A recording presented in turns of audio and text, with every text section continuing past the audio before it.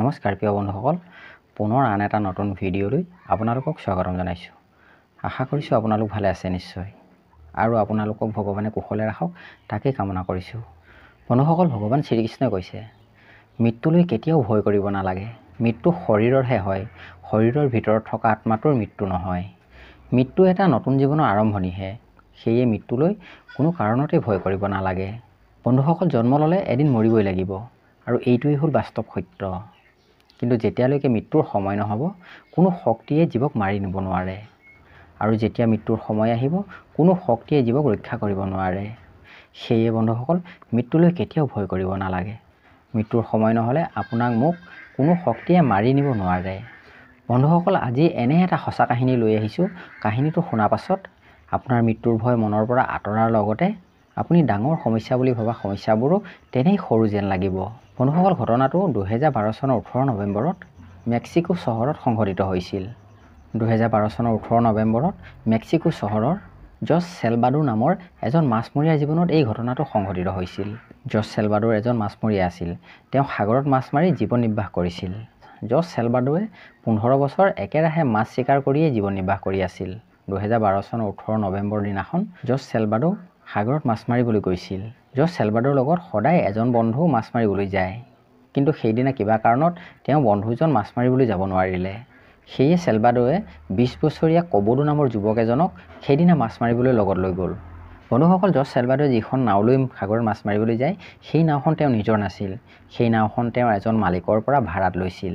তেওঁ মাছ মাৰিবলৈ নিয়া নাওখনৰ দৈৰ্ঘ্য আছিল 23 ফুট। তেওঁ সেই নাওখনতেই সাগৰত কেইবাদিনো ধৰি মাছ মাৰি থাকে।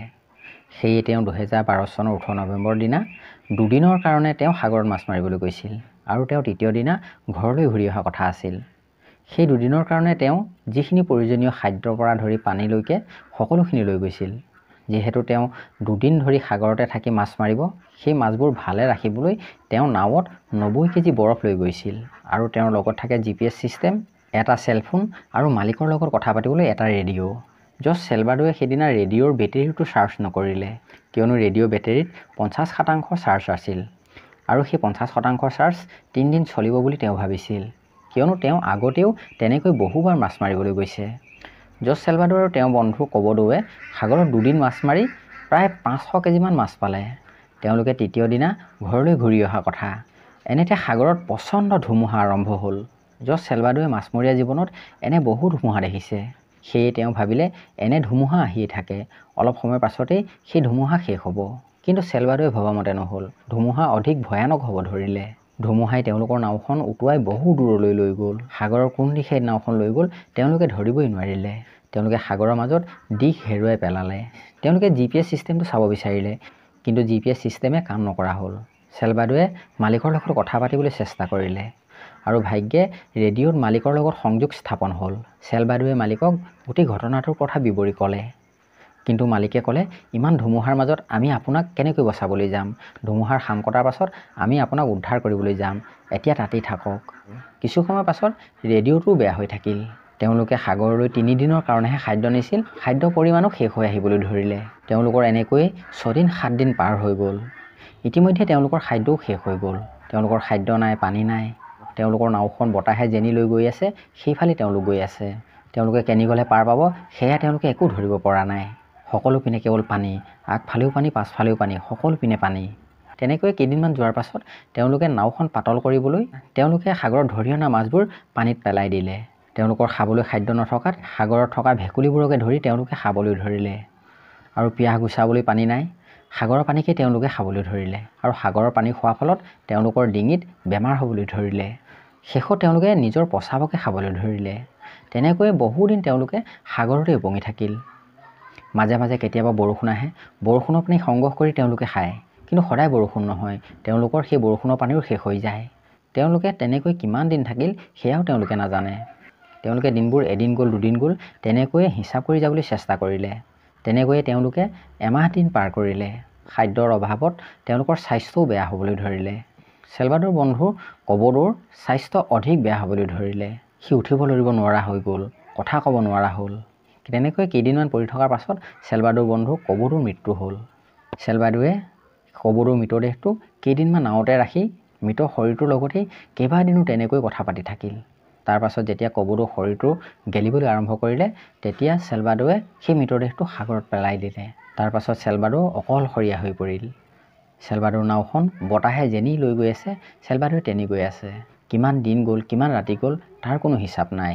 তেনেকৈ চেলভাডোৱে বহুদিন সাগৰৰ মাজতেই উপঙি থাকিল। ভোকত সাগৰত যি পাইছিল তাকেই তেওঁ খাবলৈ ধৰিলে। ভেকুলী, কাছ, মাছ সকলোবোৰ তেওঁ তাতে খাবলৈ ধৰিলে। পানীৰ অভাৱ দূৰ কৰিবলৈ সাগৰৰ মাছ, কাছ সেইবোৰৰ তেজ খাবলৈ ধৰিলে। তেনেকৈ বহুদিন সাগৰত তেওঁ অতিবাহি থকাৰ পাছত কথা পাতিবলৈ মানুহ নোহোৱা নিজৰ লগতেই চেলভাডোৱে কথা পাতিবলৈ আৰম্ভ কৰিলে। মনলৈ যি আহিছে তাকেই নিজকে নিজে কৈ গৈছে। তেনেকৈয়ে কথা পাতিছে, তেনেকৈয়ে হাঁহিছে, কান্দিছে, তেনেকৈয়ে সাগৰৰ বুকুত উপঙি ঘূৰি ফুৰিছে। তেনেকৈয়ে বহুদিন যোৱাৰ পাছত এদিন চেলভাডোৰ নাওখন এটা দ্বীপৰ কাষ পালেগৈ।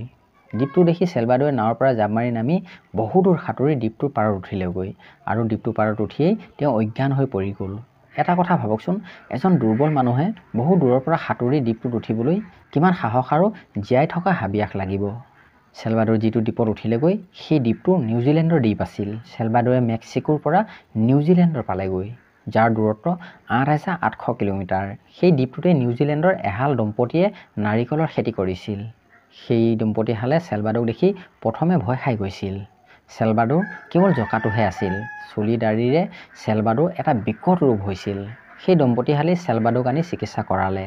সম্পূৰ্ণ ১৪ মাহ সম্পূৰ্ণকৈ আহাৰ নোখোৱা, কাৰো লগত কথা নপতা মানুহ এজন দেখিবলৈ কেনেকুৱা লাগিব এবাৰ ভাবকচোন। কেইদিনমান চিকিৎসা কৰাৰ পাছত চেলভাডো অলপ সুস্থ হ'বলৈ ধৰিলে আৰু অলপ সুস্থ হৈ চেলভাডোৱে বহুত কথা ক'বলৈ ধৰিলে আৰু চেলভাডোৰ কথাৰ পৰা চিকিৎসকসকলে বুজিব পাৰিলে তেওঁ মেক্সিকো চহৰৰ মানুহ বুলি। সেই সময়ত নিউজিলেণ্ডত আমেৰিকাৰ এজন হাই কমিছনাৰ আছিল।